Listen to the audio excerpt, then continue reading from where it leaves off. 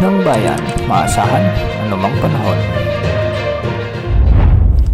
Magandang araw po sa ating lahat. Ngayon ay araw ng Huwebes, May 29, 2025 at narito na ang latest update sa magiging lagay ng ating panahon sa susunod na 24 oras. Sa kasalukuyan nga ay maraming lugar sa bansa ang nakakaranas ng mga maulap na kalangitan na may mga kasamang pag-ulan. At ito ay dulot na ng pinagsamang epekto ng southwesterly wind flow at ng easterlies. Sa kasalukuyan, maraming lugar sa Western Luzon ang nakakaranas ng maulap hanggang sa maulang panahon dulot ng southwesterly wind flow. Ang southwesterly wind flow ay ang pasimula ng habagat season. Ilan sa mga lugar na nakakaranas ng maulang panahon: ang Batanes, Babuyan Islands, ang La Union, Ilocos Sur, Ilocos Norte, Pangasinan, Zambales, Bataan at ang Palawan. Ang mga lugar na ito ay pinag-iingat sa banta ng mga biglaang pagbaha o pagguho ng lupa, lalo na kung may mga katamtaman hanggang sa kung minsan ay malalakas na pag-ulan. Bukas asahan na mas maraming lugar pang makakaranas ng epekto ng southwesterly wind flow o mahinang habagat, lalong-lalo na sa kanlurang bahagi ng bansa.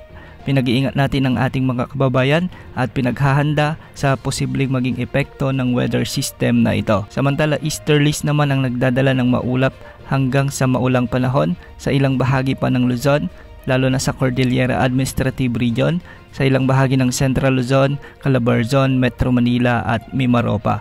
Maulap din ang kalangitan sa bahagi ng Bicol Region. Samantala sa Visayas, may mga pag-ulan din tayong nakikita sa western part ng Visayas, ang silangang bahagi ng Negros Island Region, ang hilagang bahagi ng Cebu at ang ilang bahagi ng Eastern Visayas.